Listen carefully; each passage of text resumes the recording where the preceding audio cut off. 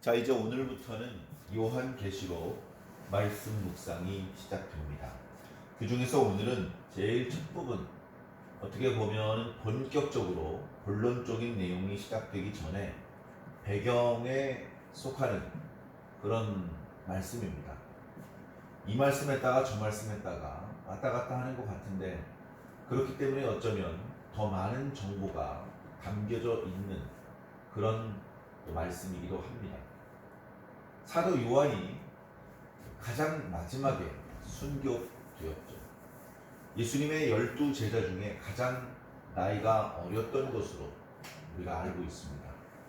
그런 야고보는 그 12 제자 중에서 자기 형이 가장 먼저 순교를 당했고 자신은 가장 마지막에 순교를 당했습니다.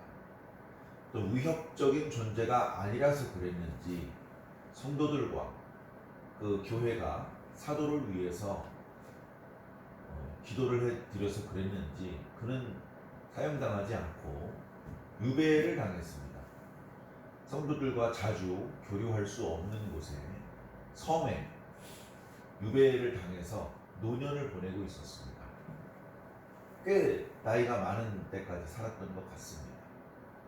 그래서 거기서 한동안 소식이 끊겨서 이제 돌아가셨나? 아무 연락도 없네. 교회는 지금 로마의 박해가 점점 심해져가지고 이거 뭐지? 이러다 끝나는 건가? 우리 다 죽는 건가? 아니면 예수님이 다시 오신다고 그러셨는데 지금이 그때인가?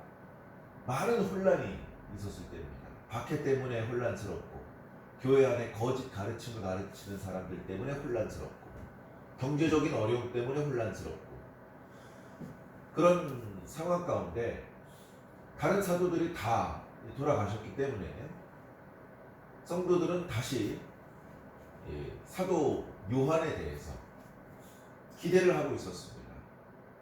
이럴 때 주님께서 사도 요한을 통해서 뭐라도 좀 말씀을 해주셨으면 좋겠다. 뭔가 주님께서 뭔가 우리 교회들을 위로해 주시는 말씀을 주시고 그 말씀을 요한 사도가 편지로 기록을 해서 우리들한테 좀 보내주시면 많이 힘이 될 텐데, 이제 교회 지도자들 중에서는 그런 기대를 하는 사람도 있었던 것 같습니다. 그런데 성도들을 위로하고 싶은 마음은 사도 요한도 마찬가지였겠지만 자기가 조작할 수 없잖아요. 자기가 지어낼 수 없잖아요. 그렇기 때문에 그런 연락을 받더라도 안타까운 마음으로 함께 기도할 수밖에 없는 상황이었습니다. 자, 그러던 어느 날 정말로 주님께서 천사들을 보내셔서 사도 요한에게 많은 말씀을 해주셨습니다. 정말 많은 것을 보여주셨습니다.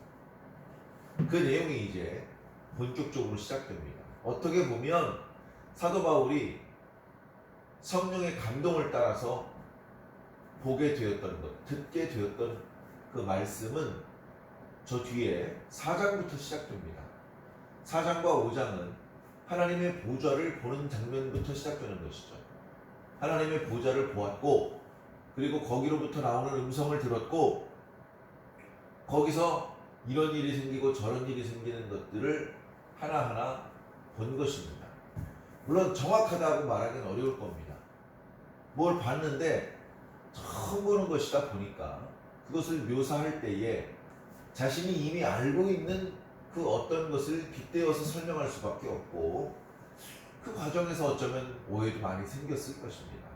그러나 사도 요한 입장에서는 최선을 다해서 주님께서 자신에게 보여준 내용을 기록을 하고 그것을 전달하기 위해 애썼던 것 같습니다. 그래, 요한계시록 내용은 말 그대로 계시의 글입니다. 묵시문학이죠. 그런가 하면 오늘 말씀에 이제 발신자가 누군지, 수신자가 누군지, 그리고 먼저 문안 인사를 하면서 시작되는 것을 보면 편지의 글이죠. 서간문. 그런 어떤 문학적인 형식을 띠고 있습니다. 본문 말씀을 차례대로 한번 보겠습니다. 어쩌게 보면 요한계시록 말씀 분량이 긴 것 같지만 또 다르게 보면 짧기 때문에 한 글자 한 글자에 정말 사도 요한의 힘이, 그죠? 글을 쓰는 사람의 어떤 마음의 강한 의지, 그런 것들을 표현하려면 들고 있는 펜에 힘을 주는 것처럼, 그러다 보면 그 필체에 뭔가 힘이 느껴지는 것처럼 우리가 말씀을 읽을 때 사도 요한이 꾹꾹 눌러 쓴 것 같은 그런 느낌을 받게 되는 것입니다. 첫 문장은 이것은 예수 그리스도의 계시다라는 선포로부터 시작됩니다. 우리말 성경에는 예수라는 단어로 요한계시록의 말씀이 시작되지만 원문을 보면 아포칼립시스라고 하는 계시라고 하는 단어가 먼저 시작됩니다. 이건 계시의 말씀이다. 사도 바울이 했던 말씀이 생각이 납니다.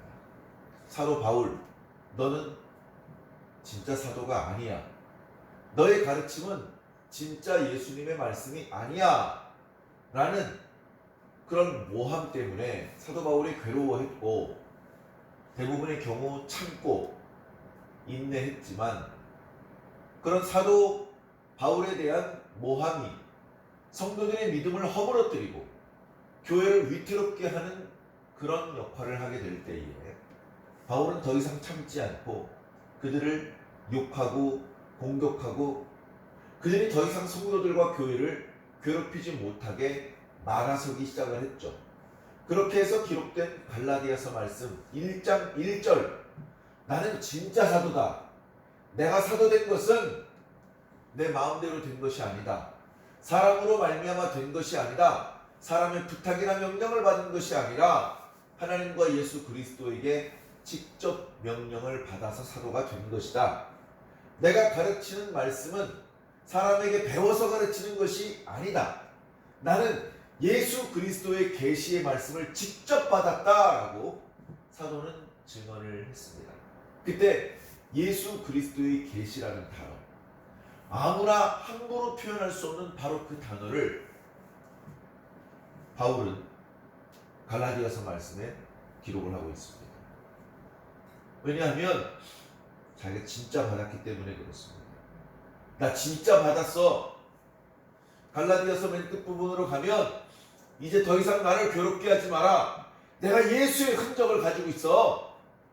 이렇게 강변했던 것처럼 사도 바울은 예수 그리스도를 직접 만난 그런 생생한 기억들이 있는 그런 사도였죠. 어쩌면 요한 사도는 예수님을 떠나보낸 지 꽤 오랜 시간이 걸렸을 것입니다. 물론 예수님께서 승천하신 이후에 요한을 한 번도 만나주지 않았을까? 그렇진 않았을 겁니다. 기도 가운데, 말씀 가운데, 예배 가운데, 많은 상황 가운데 예수님께서는 성령의 감동의 방법으로 사도 요한을 어루만져 주시고 위로해 주셨을 것입니다. 그런데 그것과는 또 다르게 요한계시록의 말씀을 기록할 수밖에 없는 더욱 강력한 은혜로, 어쩌면 요한 사도 인생의 마지막 부분에 주님께서 찾아오셔서 당신의 모습도 보여주시고 당신의 뜻도 알려주신 것입니다. 1절 말씀은 이 예수 그리스도의 계시의 말씀이 어디로부터 출발해서 어디로까지 흘러가는지에 대해서 말씀해주고 있습니다. 모든 말씀의 출발점은 하나님이십니다. 예수님도 하나님이시잖아요. 예수님과 하나님은 그 가지고 계신 능력이 동일하기 때문에 멀리서 보면 예수님이 하나님 같고 하나님이 예수님 같습니다. 그런데 성경은 하나님을 예수님이라고 표현하지 않고 예수님을 하나님이라고 표현하지 않고 예수님은 예수님, 하나님은 하나님이라고 표현을 합니다. 그 맡은 역할과 드러나는 모습이 다르기 때문에 그렇죠. 우리는 성경에 기록된 대로 따르면 될 줄로 믿습니다. 자, 하나님께로부터 말씀이 출발했습니다. 이 말씀은 옛날 얘기가 아닙니다. 옛날에 있었던 이야기를 하시려는 것이 아닙니다. 물론 옛날에 있었던 이야기들 속에서도 오늘 우리들이 잃어버리면 안 되는, 놓치면 안 되는, 기억해야 되는, 계속해서 교훈을 받아야 되는, 아직도 우리들에게 요긴하게 필요한 말씀들도 많이 있습니다. 그런데 요한계시록 말씀은 지금 새롭게 주어지는 말씀입니다. 성경 말씀 전체가 하나님께서 계시로 주신 말씀이라고 볼 수 있습니다. 사람이 자기가 마치 기록한 것처럼 기록된 부분도 있습니다. 그러나 그마저도 하나님께서 감동해 주신 것입니다. 기록하는 사람이 느끼지 못할 정도로 하나님께서 여러 가지 방법으로 사람을 감동시키시고 기록하게 하시고 그 기록을 필사하게 하시고 그 내용이 번역되게 하시는 분이 하나님이십니다. 그런 우리가 다 헤아리기 어려운 방법으로 하나님께서 관여하셔서 말씀이 막히지 않고 계속해서 흘러가서 오늘 저와 여러분들에게까지 이렇게 읽혀지고 선포되는 것입니다. 자, 하나님께서 그 말씀을 종들에게 알려주고 싶으셔요. 종들은 당신의 백성들을 가리킵니다. 교회와 성도들을 가리킵니다. 그래서 요한계시록의 첫 번째 이 독자, 첫 번째 수신자는 7교회와 그 교회의 사자, 그리고 그 교회의 성도들일 것입니다. 그들은 사도 요한이 보내준 편지를 너무너무 반갑게 받아보았을 것입니다. 그리고 자신들이 예배를 드릴 때, 성도들이 다 모여 있을 때 사도 요한의 편지를 읽어 주었을 것입니다. 그래서 그 말씀을 읽는 자와 듣는 자와 지키는 자들에게 복이 있을 것을 말씀해 주셨습니다. 자, 결국 하나님께로부터 출발한 그 말씀이 종들, 다시 교회와 성도들에게 전달되어야 되는데 그 과정에 여러 가지 과정을 거칩니다. 하나님이 그에게 주사, 그는 예수 그리스도이십니다. 하나님께서 예수 그리스도에게 주셨고 예수님은 그의 천사들을 보내십니다. 천사들은 요한에게 나타납니다. 그리고 요한이 기록해서 종들에게, 교회와 성도들에게 전달되게 된 것입니다. 교회와 성도들은 또 이웃교회에 그 서신을 필사해서 보냈을 것입니다. 1차 수신자는 아시아에 있는 7교회, 에베소교회, 서머나교회, 버가교회, 두아디라교회, 사대교회, 빌라델비아교회, 라오디게아교회, 그렇게 7교회에 편지를 했지만 교회가 어디 그 7군데에만 있었겠습니까? 나중에는 로마에 있는 교회에도, 아시아와 갈라디아에 있는 교회에도, 예루살렘에 있는 교회에도 그의 편지가 필사되어서 보내지지 않았겠습니까? 기회 되는 대로 그 편지를 읽어보지 않았겠습니까? 그 내용들이 필사되고 번역되고 오늘 우리들에게까지 이렇게 놓이게 된 것입니다. 그 출발은 아버지 하나님이시고 아버지께서 예수 그리스도께 주셨고 천사를 보내셨고 사도 요한이, 사람 중에서는 사도 요한이 그것을 받아서 기록했고 그리고 그것이 교회와 성도들에게 전달된 것이죠. 자, 1절에는 이 예수 그리스도의 계시의 말씀이 속히 일어날 일들이라고 기록하고 있습니다. 과거에 있었던 일들이 아니고 앞으로 되어질 일들을 기록한 것이죠. 이런 걸 기록한 이유는 성도들을 위로하기 위함입니다. 성도들을 위로하시려는 까닭은 그들을 사랑하시기 때문에 그렇습니다. 어떤 일을 볼 때 어떤 방법으로 그 일이 되었는지, 그리고 왜 그런 일이 이루어지고 있는지를 살피면 그 일을 보다 깊이 있게 이해할 수 있을 것입니다. 하나님께서 우리를 사랑하셔서 예수 그리스도와 천사와 요한을 통해서 우리에게 말씀을 주고 계신 것입니다. 다시 말해 하나님께서 우리에게 지금 말씀하고 있는 것입니다. 그래서 이 속히 될 일, 예수 그리스도의 계시를 2절에는 또 다르게 이렇게 표현하고 있습니다. 하나님의 말씀 그리고 예수 그리스도의 증거. 하나님의 말씀과 예수 그리스도의 증거라는 이 두 표현은 요한계시록 안에서 동격입니다. 동격. 하나님께서는 그냥 예수 그리스도를 거치지 않고 우리에게 직접 말씀하시지 않습니다. 모든 말씀은 창세기로부터 요한계시록까지 그리고 그 사이의 모든 말씀은 예수 그리스도를 통해서 말씀하십니다. 예수 그리스도를 통하지 않고는 하나님의 말씀을 들을 수 없습니다. 그래서 예수 그리스도는 우리에게 길이고 멀리서 보면 예수 그리스도가 곧 하나님인 것처럼 느껴지는 것이죠. 그래서 하나님의 말씀과 예수 그리스도의 증거라는 표현은 동시에 같이 나오고 요한계시록의 몇 군데에서 계속해서 함께 등장을 합니다. 자, 사도 요한이 이걸 이제 본 거예요. 보고 들은 것이죠. 그래서 자기가 본 것을 다 증언하였느니라. 감사합니다. 말씀을 천사를 통해서 요한에게 보여주신 것도 감사한데 요한 사도가 그걸 잘 보고 하나도 빠뜨리지 않고 다 기록했다. 하나도 빠뜨리지 않고 전부 아시아에 있는 7 교회 편지를 썼다. 그렇게 기록하고 있으니 이때 예수 그리스도를 통해서 주셨던 계시의 말씀이 오늘 우리들에게까지 빠짐없이 전달되고 있다는 것입니다. 정말 감사한 일이죠. 그러면서 아까 말씀드렸던 것처럼 이 예언의 말씀을 읽는 자와 듣는 자와 그 가운데 기록된 것을 지키는 자들은 복이 있을 것이다. 왜냐하면 때가 가깝기 때문이다.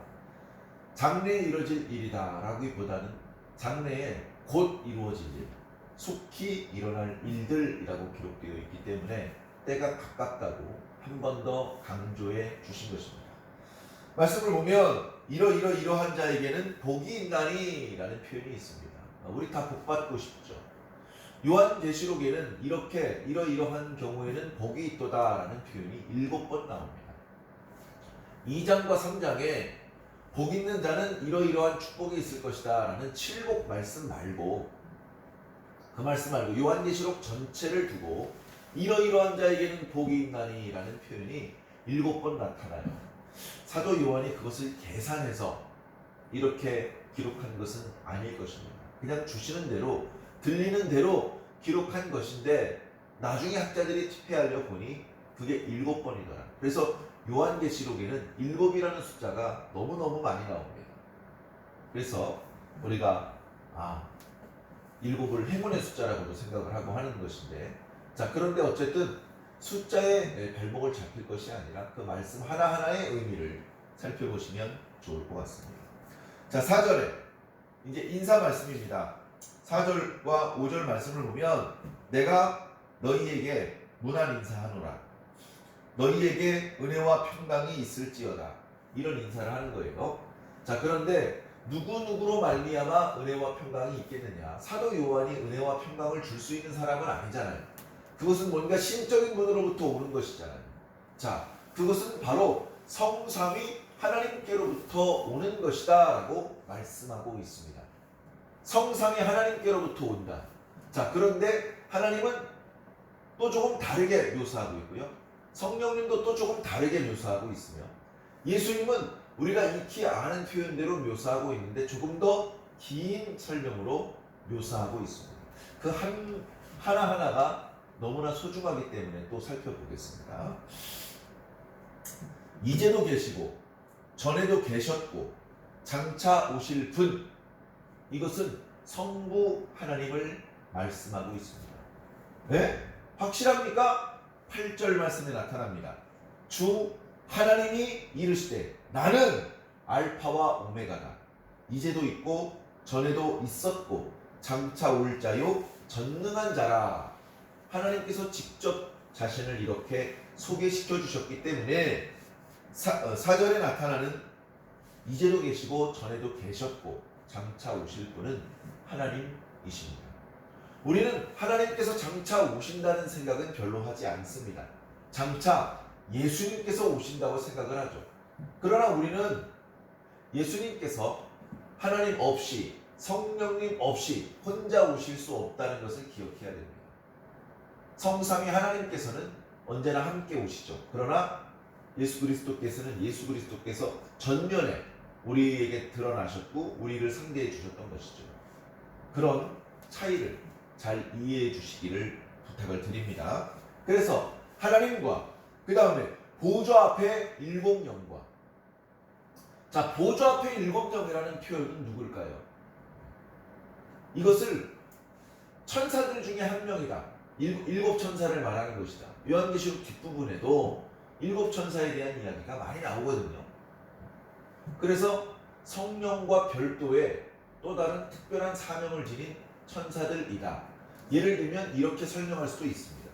자, 영적인 것은 우리가 확실히 이것이다, 확실히 저것이다 라고 말할 수 없습니다. 보좌 위에, 보좌 가운데 계신 것이 아닌 걸 보면 성령님은 아니다 이렇게 주장하는 분도 있기 때문에 그렇습니다. 그러나 성령님으로 설명을 드려도 틀린 설명이 아닙니다. 성령님께서는 보좌 가운데만 계시는 것이 아니고 하나님의 뜻을 이루기 위해서 온 우주를 활동하시며 운행하실 수 있는 분이십니다. 그래 지금 이 성령님께서 보좌 가운데 계시지 않고 보좌 앞에 계신다는 것은 이제 뭔가 하나님의 뜻을 받들어서 뭔가 하나님의 역사가 일어나기 직전이라는 그런 모습을 보여주시는 말씀이기도 합니다. 그래서 우리가 이 말씀을 가지고 발목 잡히지 않으시기를 바랍니다. 이단들이 이걸 성령으로 해석한다고, 성경도 잘 모르는 사람들이라고, 예를 들면 문자적인 해석을 하는 사람들에게는 그런 책망을 들을 수도 있습니다. 그러나 흔들리지 않으시기 바랍니다. 하나님께서 그냥 성령님이라고 말씀하실 수도 있는데 보좌 앞에 일곱 영이라고 말씀하신 것은 이분의 존재가 누구인지 알리는 게 목적이 아니고 이제 곧 하나님의 역사가 이루어질 것이다 라는 것을 보여주시는 그런 말씀이라는 의미입니다. 그 세 번째는 예수 그리스도입니다. 예수 그리스도는 충성된 증인입니다. 하나님께서 주신 말씀을 다 전파하셨습니다. 다 이루었노라 라고까지 말씀을 하셨습니다. 죽은 자 가운데서 가장 먼저 일어나셨습니다. 모세는요, 에녹은요, 죽음을 맛보지 않은 거예요. 엘리야가 언제 죽었다가 다시 살아났습니까? 죽은 자 가운데서 다시 살아나는 것으로는 예수 그리스도가 처음입니다. 목사님이 잘 모르시네. 그럼 나사로는 어떻게 된 겁니까? 성경에 무수히 많은 사람들이 죽었다 다시 살아났는데 그 사람들은 다시 죽었어요. 죽었다가 다시 살아났는데 나중에 다시 죽었어요. 그런 경우를 다시 살아났다고 말하지 않아요. 예수님은 어떻습니까? 죽었다가 다시 살아나셨는데 지금도 살아계시잖아요. 이건 전혀 새로운 것이에요. 죽었다가 다시 살아나는데 그 이후로 죽지 않고 영생하시는 분으로는 예수 그리스도가 첫 번째라는 거예요. 첫 번째라는 표현은 앞으로 두 번째와 세 번째도 있을 것이라는 말씀이죠. 바로 성도들에게 주시는 축복을 말씀해주고 있는 것입니다. 그리고 땅의 임금들의 머리가 되셨다. 처음엔 왕 비슷한 모양도 아니었지만 예수 그리스도께서는 만왕의 왕이 되신 분이십니다. 그분, 다시 말해 하나님과 그리고 성령님, 보좌 앞에 일곱 영과 그리고 예수 그리스도로 말미암아 너희에게 은혜와 평강이 있기를 원한다. 그러면서 계속해서 예수 그리스도와 하나님께서 우리들에게 베풀어 주신 은혜와 구원을 찬양하는 말씀을 하고 있습니다. 우리를 사랑하사 그의 피로 우리를 해방시키시고 우리를 죄로부터 해방시키시고 속량해 주시고 구원시켜 주신 것은 예수 그리스도의 피로 된 것이다 라는 것을 다시 한번 강조하는 것입니다. 그 예수 그리스도의 아버지 하나님을 위하여 우리를 나라와 제사장으로 삼으신 예수 그리스도에게 영광과 능력이 세세토록 있을지어다. 아멘. 그 말씀의 내용이 너무나 웅장할 때, 장엄할 때, 그리고 그것이 찬양할 때, 그 찬양을 일단락시키고 싶을 때 아멘이라고 하는 것이죠. 그래서 앞부분인데 요한계시록 이제 막 시작했는데 아멘이 막 나타나는, 당황하지 않으시기 바랍니다. 볼지어다. 다시 예수 그리스도예요. 예수 그리스도께서 다시 오실 때에는 본래의 능력과 본래의 크기로 오시기 때문에 깜짝 놀라게 될 것이다. 너희들이 그를 찔러 죽였고 너희들이 그의 가르침을 거절하고 외면했는데 알고 보니 그분이 만왕의 왕이시니 너희들이 깜짝 놀라고 그동안 그분의 말씀을 거절했던 일들이 떠올라서 애곡하게 될 것을 말씀하신 것입니다. 볼지어다 그가 구름을 타고 오시리라. 각 사람의 눈이 그를 보겠고 그를 찌른 자도 볼 것이요 땅에 있는 모든 족속이 그로 말미암아 애곡하리니 그러하니. 예수 그리스도께서 다시 오실 때에 다 애곡한다는 것입니다. 애곡하지 않고 찬송을 부르며 기쁨으로 예수 그리스도를 영접할 수 있는 자들은 복이 있을 것입니다.